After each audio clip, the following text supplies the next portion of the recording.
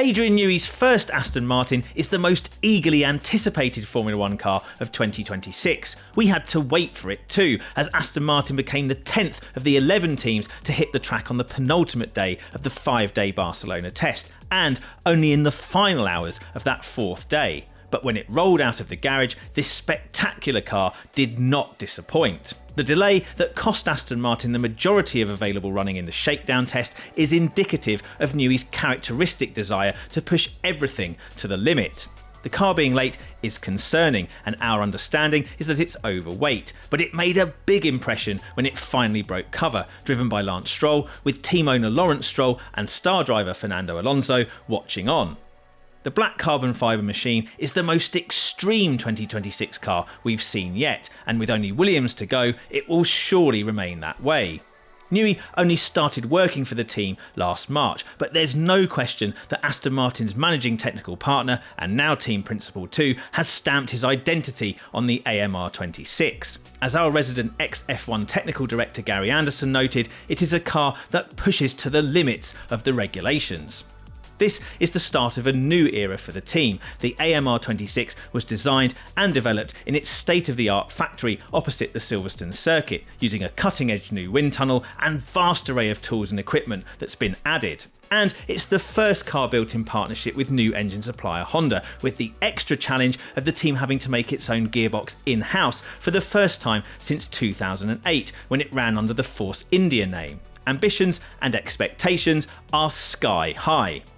The car ground to a halt after only 4 laps on Thursday, but returned to the track on the final morning of testing in Alonso's hands to start racking up the laps in earnest. It's too early to draw any conclusions about how competitive it is. What is for sure is that if it isn't successful, it won't be for lack of trying, and that's in the finest tradition of Adrian Newey. Newey's aggressive design approach starts at the front. The nose is relatively wide, its bulbous sides enticing airflow to spill off it and travel around the sides into the void beneath the nose. There, it will join up with the airflow passing between the curved front wing mounting pillars. It's also possible the nose design is partly conceived to help create a high pressure area behind the front wheels to create an outwash effect. The pillars attach to the second element of the front wing. That's good for efficiency, but means that when straight line mode is active and the angles of the front and rear wings are reduced to shed downforce and boost speed, only the top flap will back off. This is similar to Mercedes, but as the regulations do allow both elements to move, this could diminish the drag reduction. The front wing end plates are simple and may evolve along with the rest of the front wing, but the big outer tunnel should reduce the sensitivity of this area when it gets close to the track surface at high speed. The front suspension geometry is extreme. The fundamental pushrod configuration is similar to most, but the limits have been pushed. The inboard mounting points of the pushrod and front leg of the upper wishbone are right at the top of the chassis. That shows the inboard internals are placed as high as possible under the chassis rules. The inboard mounting point for the rear leg of the top wishbone is much lower and appears to be further rearwards, so closer to the cockpit, than any other car. This is an indicator of a high level of anti-dive, which should mean there won't be much reduction in the ride height under braking, and so helping the aerodynamic platform to be more consistent. What the front suspension layout should do is increase the level of caster with speed. Positive caster is when the steering axis is tilted rearwards. This can improve straight line stability, while this geometry should also decrease the caster as the speed drops, reducing the steering load and giving improved steering feedback for slower corners. With this car, Newey has almost brought in his version of zero sidepods, albeit in a completely different way to the infamous Mercedes cars of 2022 and early 2023. The sidepods are high and shallow with an extreme undercut. Packaging the various radiators required must have been a huge challenge. The lower cross-section of the sidepods should be good for drag, acting effectively as an extreme double floor and reducing airflow displacement as the car moves through the air. This could be very beneficial under regulations where the cars are expected to be starved of energy on the straights. The sidepod inlet is a 2023 Red Bull-style duckbill inlet, placed high and allowing space for the undercut.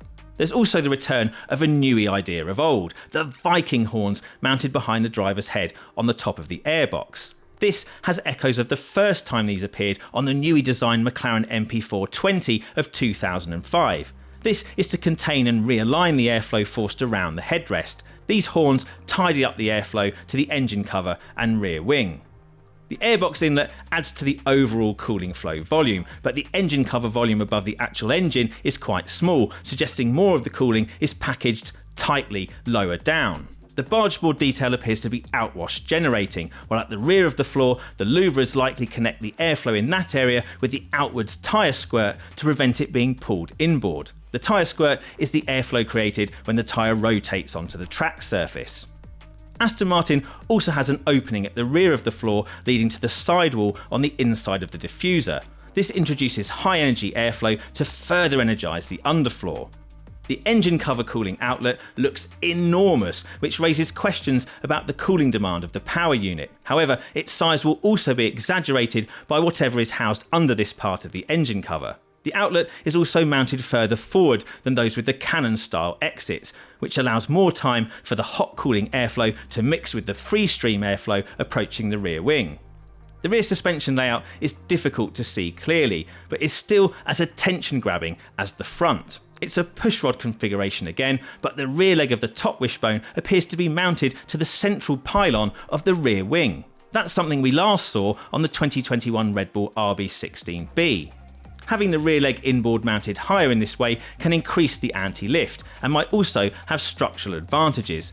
No doubt this is the most fascinating of the new F1 cars we've seen so far, and you can get deeper analysis of this and the first test of 2026 by joining the Race Members Club. It's the perfect time to get your paddock pass for F1 2026 by checking out a 7-day free trial of the Race Members Club and seeing the true picture of what's happening in F1. Come behind the scenes with us for exclusive updates, expert analysis and bonus podcasts just for you. Just head to the Members Club via the link below to claim your 7-day free trial. Spectacular as the Aston Martin AMR26 chassis undoubtedly is, the power unit performance will be central to its overall competitiveness. But there are question marks over Honda. Successful as Honda was, eventually, in the previous engine era after hooking up with Red Bull, the slightly delayed start to the design and development of the new spec power unit was a setback. That was a consequence of Honda initially withdrawing from F1, then deciding to recommit for the new regulations and announcing it was partnering with Aston Martin in May 2023.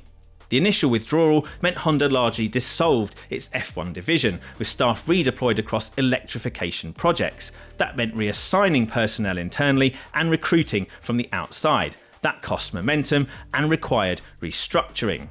The power unit cost cap made this more difficult still by making it impossible to spend more to catch up. This kicked in for the new engines in 2023, with the baseline set at $95 million for each of 2023, 24 and 25, rising to $130 million in 2026. All power unit manufacturers had a huge amount of work to do, but as Honda Racing Corporation President Koji Watanabe admitted earlier this month, it's working on a very short timeline. Honda is in a strange situation as the only engine manufacturer that doesn't have its own team. No, we're not counting Ford, that's Red Bull Powertrains. And Aston Martin Chief Strategy Officer Andy Cowell, former head of Mercedes-Benz High Performance Powertrains and therefore well versed in power unit development, has referred to tough targets, challenges and issues. Late last year, there were indications that Honda was struggling with the new batteries. This is crucial to performance given the vastly increased duty when it comes to charging and discharging under the new rules. However, Honda said recently that it's confident in its battery progress.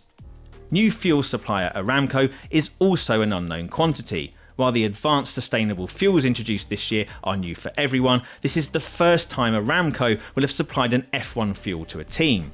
While it has learned from supplying such fuels to Formula 2 and F3 last year, it's now up against well-established F1 fuel suppliers, and fuel has already been singled out as a potential performance differentiator in 2026.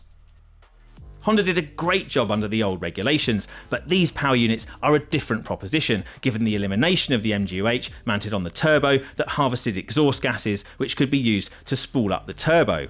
What's more, Honda F1 technical lead Tetsushi Kakuda has admitted that the compression ratio limits and changes in fuel flow mean one of its key advantages before, its high-speed combustion technology, is now largely unusable. And speaking of compression ratios, Honda has not hit upon the same tricks Mercedes and Red Bull powertrains have to run higher than the intended 16:1 compression ratio written down in the regulations. The feeling is that Honda is on the back foot. The question is, by how much and how quickly can it catch up if it really is suffering from a deficit?